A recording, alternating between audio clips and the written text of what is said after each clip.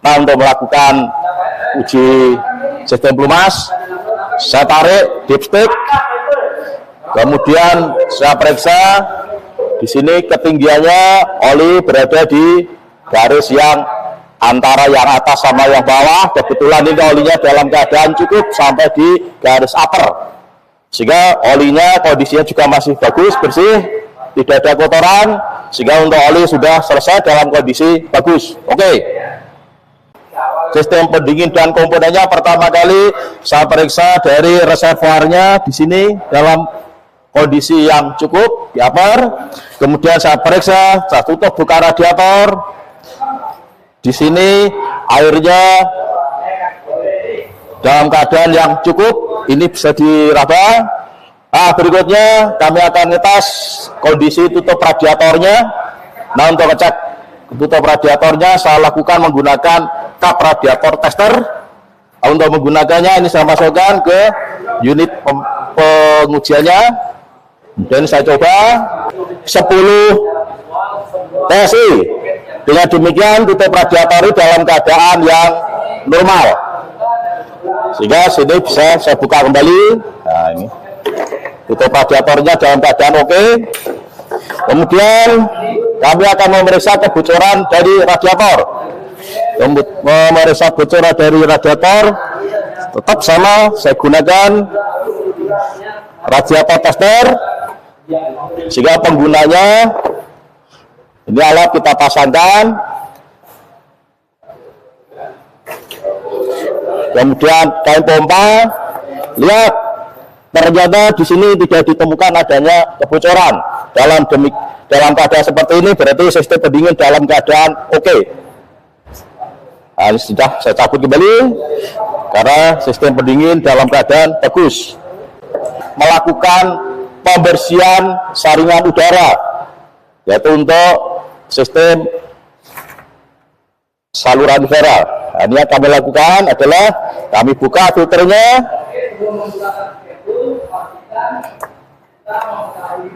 Bisa lepas saluran filternya.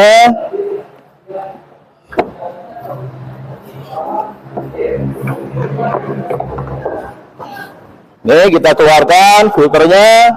Setelah kita keluarkan filternya, kemudian kita bersihkan menggunakan udara bertekanan, menggunakan kompresor. Jika menggunakan udara tekan, menggunakan kompresor, sehingga setelah kita bersihkan, inilah hasilnya dalam keadaan yang bersih.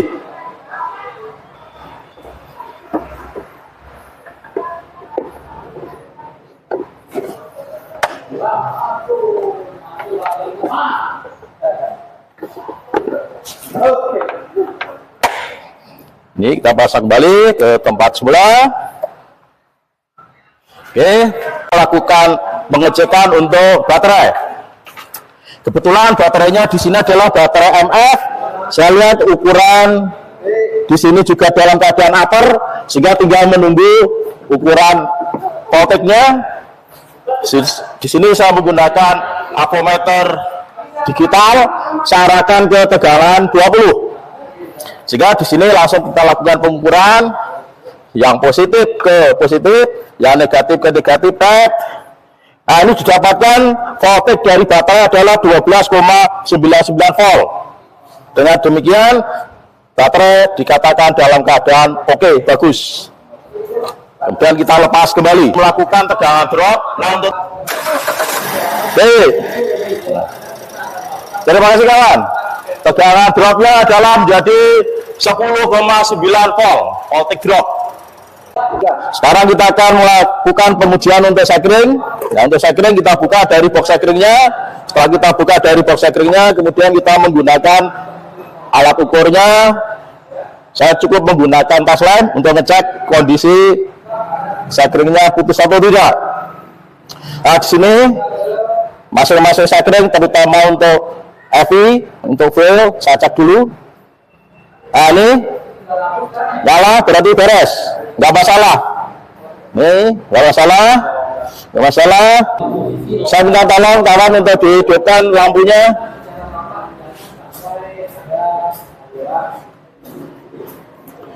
Lampu nyala. lampunya nyala, sideringnya oke, bagus. Lampu jauh, lampu dekat, tolong dicek ya. Lampu jauh, lampu dekat. Oke.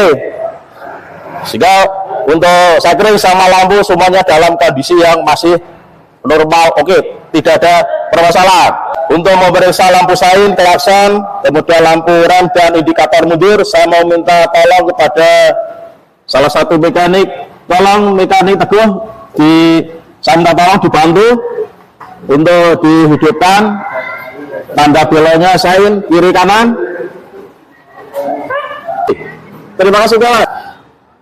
Setelah saya melakukan pengecekan pengaman tentang sidering lampu kepala dan semuanya dalam keadaan normal lengkap, saya akan melakukan cek pengecekan untuk EMS.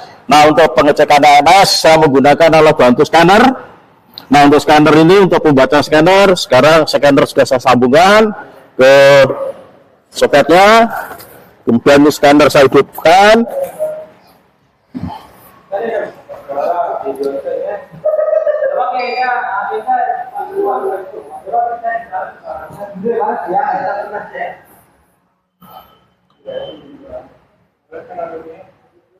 Kita tunggu, scanner masih loading.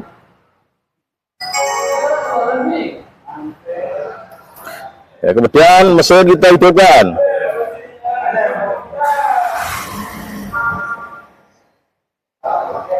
Kita baca terlebih dahulu yang ada di dashboard dalam keadaan normal, semuanya dalam putaran 600 rpm. Kemudian tidak ada lampu yang nyala, berarti tidak dalam keadaan normal. Nah, sekarang untuk memastikan, makanya kita langsung menggunakan scanner, kita baca dengan menggunakan pilih kita OBD. Nah.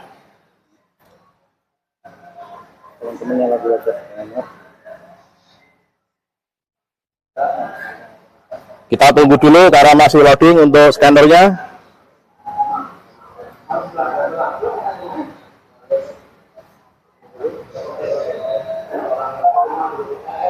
Nah, setelah kita terbuka, kemudian kita tinggal memilih current data karena tidak ada kode error tanpa adanya lampu yang nyala. Nah, di sini kami dapatkan begitu data streaming, suhu ECT normal, kondisi mesin 78, kemudian putaran yang 600 rpm, vehicle semuanya dalam keadaan normal, kemudian IAT suhunya juga 37 normal semuanya, oksigen sensor semuanya dalam keadaan oke. Nah, begitu semua sudah dalam keadaan oke, berarti kita tinggal kembalikan saja di sini.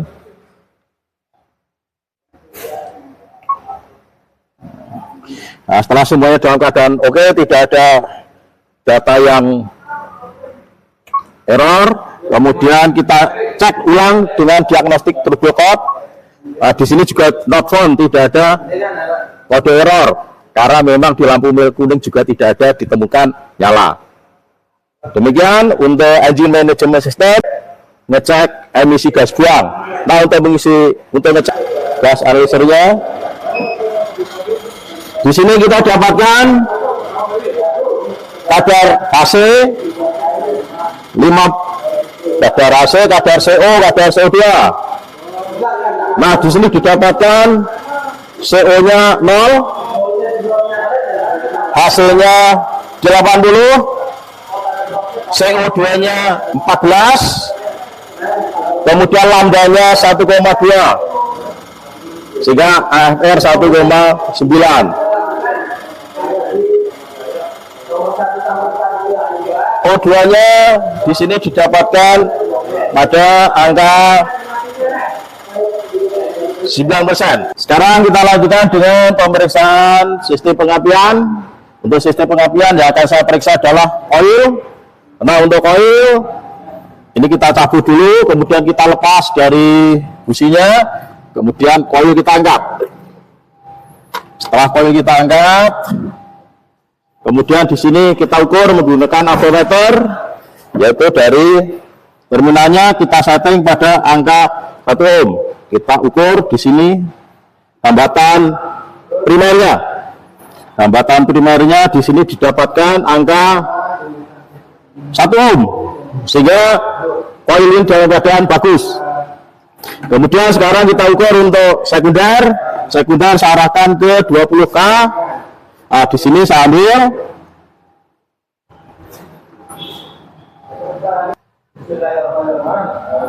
Nah, di sini didapatkan angka 10.000 ohm atau 10 kilo ohm.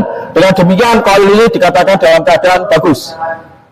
Demikian turn off yang kami lakukan. Setelah terukur selesai, kemudian koil kita pasang kembali. Terima kasih.